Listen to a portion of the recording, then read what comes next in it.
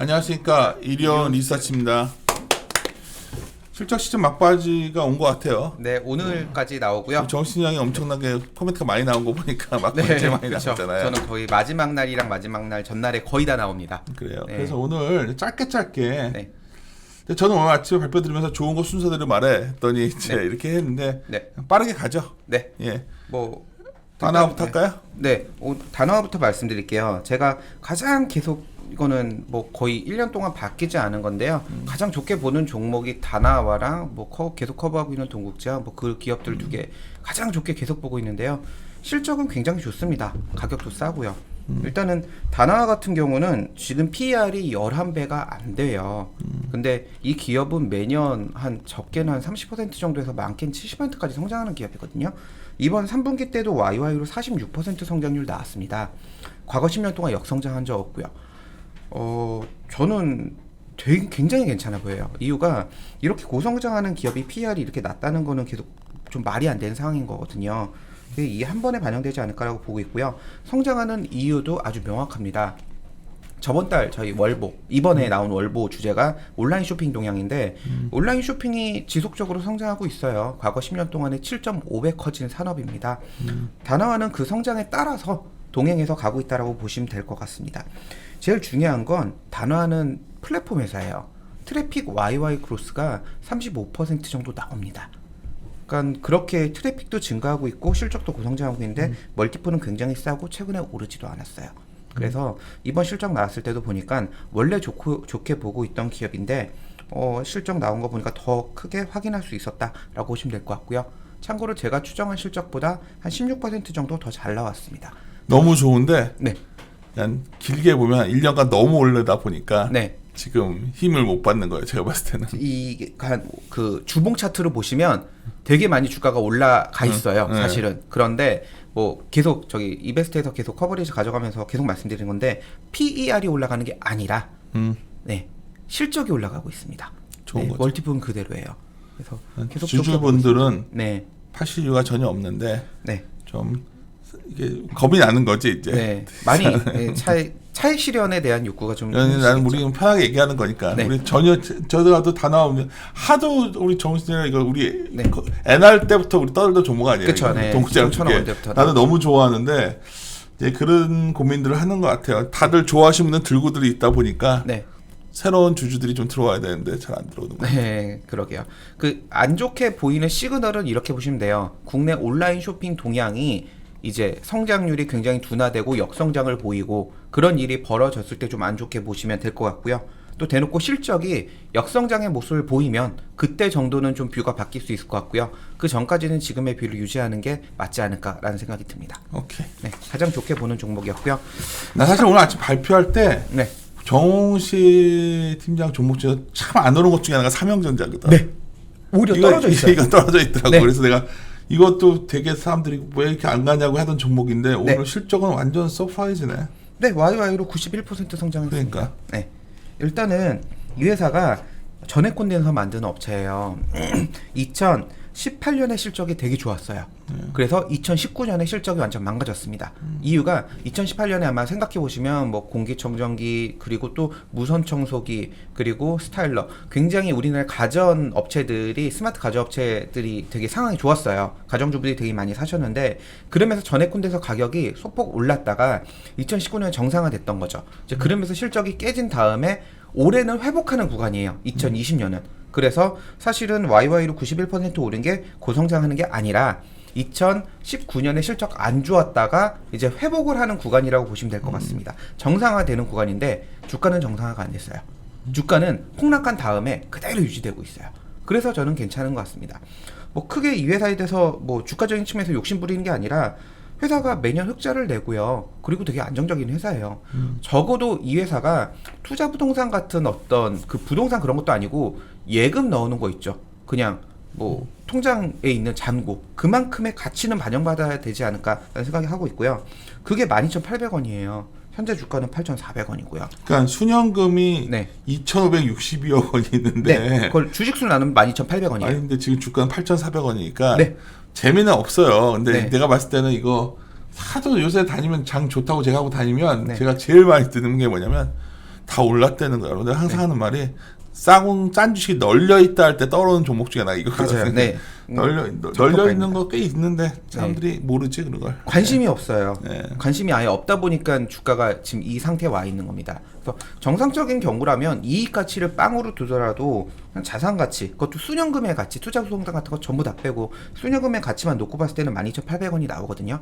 그러니까 밸류에이션 저평가가 굉장히 맞는 기업이고 이익도 회복되고 있는 구간이라고 보시면 될 것 같아요. 한 가지가 더 있는데 자동차용 콘덴서라는 거는 쉽게 콘덴서는 전기의 저항이랑 방전이나 누전 막는 거예요. 자동차 내 전장 부품이 많이 들어가고 향후 전기차가 되면 많이 쓰입니다. 전액 콘덴서도 내년 그쵸. 이후부터 꽤 많이 올라갈 가능성이 있어요.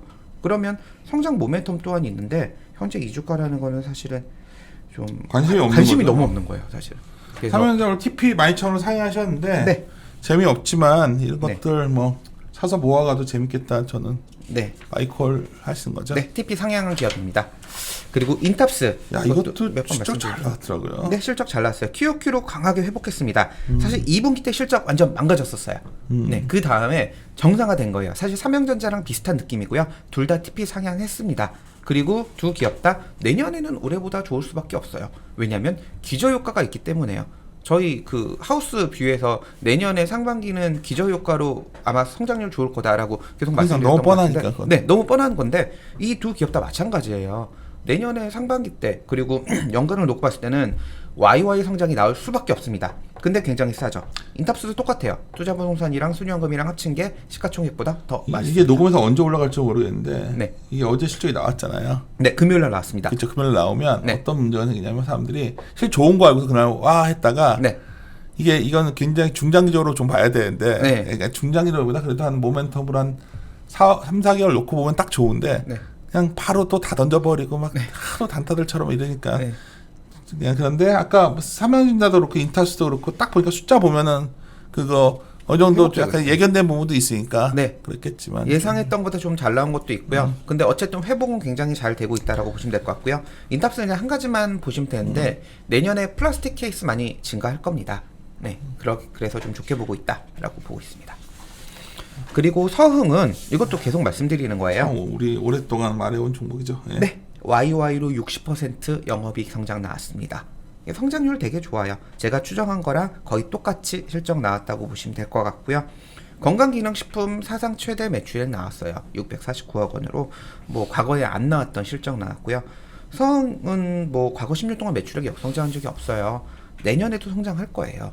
큰 문제 없이. 건강기능식품 성장하는 거 외에도 내년에는 하드캡슐 쪽에 대해서 캐파 증설한 부분이 좀 그 이익 기여도가 올라갈 거거든요. 그래서 좋게 보고 있습니다. 다만 앞에 있는 다른 세 종목보다 왜 더 늦게 말씀드렸냐면 예상한 만큼의 실적이 나와서 그래요. 뭐 어쨌든 계속 좋다라고 보시면 될 것 같습니다. 그냥 상황은 이런 것 같아요. 좋은 거 아는데 너무 이제 다 알아버린 것 같아요. 그렇죠.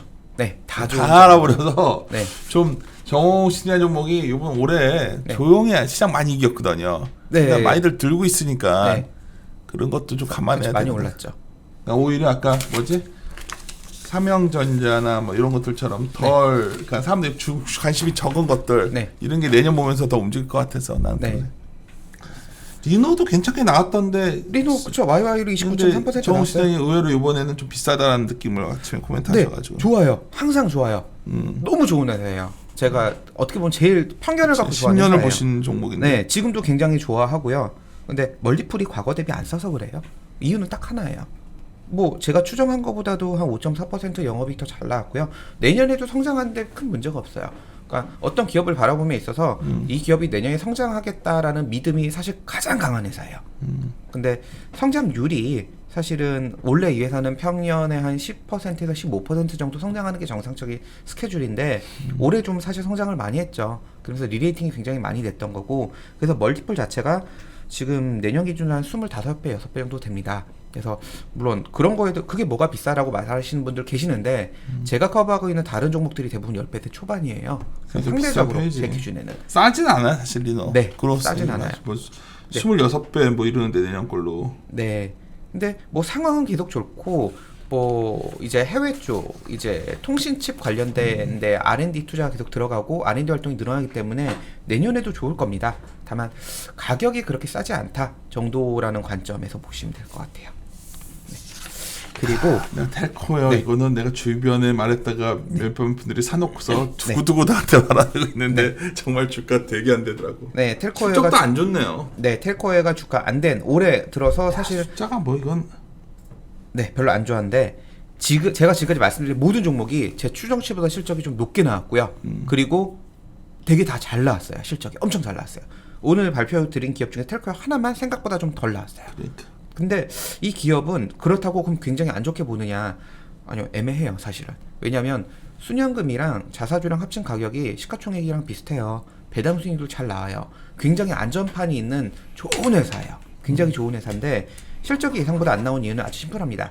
5G 관련된 코어망 투자가 계속 지연되고 있어요. 그러니까 네. 이게 우리 얼마 전에 이왕진 연구에 녹음했다가 아우 막 그때 또 그냥 자본이 껴가지고 그냥 난리였었는데 5G 시장가 없잖아요, 솔직히.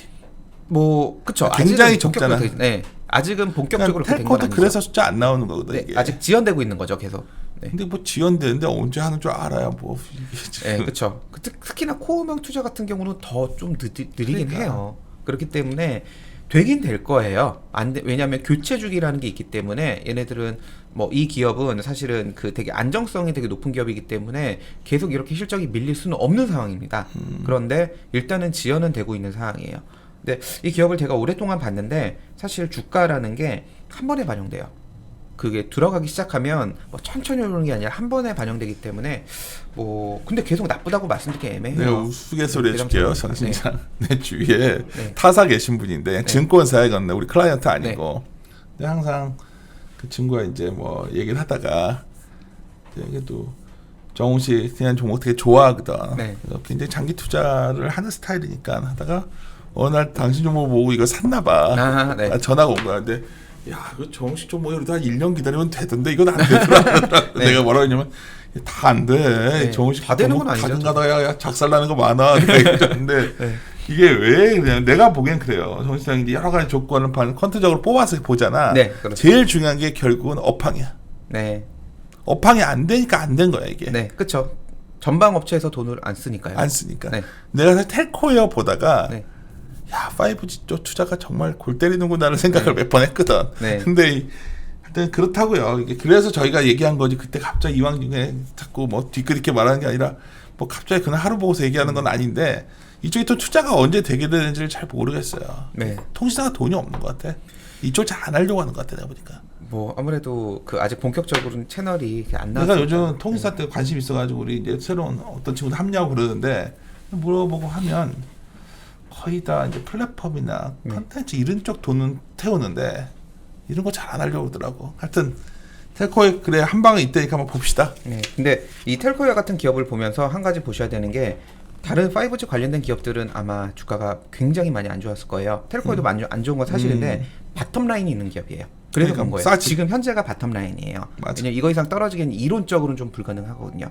사실 삼성전자 같이 이론적으로 불가능함에도 불구하고 그 밑에 간 기업도 있긴 있어요. 야 삼형도 정말 말이 안 되는 거다. 네, 말이 안 업황도 나쁘지 않은데 지금. 네. 그런 것 같아요. 갖고 있는 관심이 현금 없으세요. 모으는 나도 한 40% 낮으니 뭐 이건. 그래서 그러니까. 텔코웨어 같은 경우는 일단 기다리시면 되긴 할 것 같은데 언제까지 기다려야 될지는 저도 확답은 못 드립니다. 밸류에이션은 굉장히 좋은 기업입니다. 오케이. 그리고 NR도 롯데정보통신. 롯데정보통신 제가 커버하는 기업은 아니에요. 그냥 한번 계속 언급하셨죠. 네, 월보에서 계속 말씀드리고 있는데 아주 심플해요. SI 기업들 중에서 가장 뛰어나다라고까지는 말씀 못 드려요. 제가 그만큼 모두 평가할 수 있는 능력은 안 됩니다. 근데 하나 확실한 거는 가장 저평가되어 있습니다. 그 저평가되어 있는 건 퀀트 돌리면 나오니까요. PER, PBR 그런 관점에서 그냥 가장 저평가되어 있고요. 그리고 모멘텀이라고 저희가 흔히 좋아하는 단어들이 몇 개 있어요. 최근에 클라우드, 스마트 팩토리, 스마트 물류 그거를 모두 다 사업을 진행하고 있고 그 세 가지 사업에서 다 성장을 하고 있고요. 내년에도 기대감이 좀 좋아요. 그렇기 때문에 약간 시장에서 좋아하는 단어들이 막 조합이 돼 있고 가장 SI들 중에서 저평가되어 있는 상황이기 때문에 월보에서 계속 넣고 있는 기업인데 어쨌든 3분기 실적은 영업이익 기준으로 93.5% YY 증가했습니다. 물론 기저효과가 있어요. 작년에 롯데정보기술 합병하면서 일회성 비용 반영된 거에 따른 기저 효과가 있는데 그거 제외하더라도 성장하는 건 별 문제가 없었고 그렇기 때문에 저는 좀 관심 좀 갖고 봐도 괜찮지 않을까라고 보고 있습니다. 뭐 제가 깊게 보기에는 SI 업체들 뭐 쉽진 않은데요. 어쨌든 SI 업체들은 가장 저평가되어 있다라고 보시면 될 것 같습니다. 좀 짧게 했는데 아까 리뷰니까요. 자료 참고하시고 네. 결국 마이콜하고 TP 올리고 이렇게 했던 거는 다나와 삼성전자 인탑스 3개 네. 보시면 될 것 같네요. 네. 마무리 짓도록 하겠습니다. 세미나 가시고 네. 마무리 짓겠습니다. 함께 고민하시죠. 고민하시죠.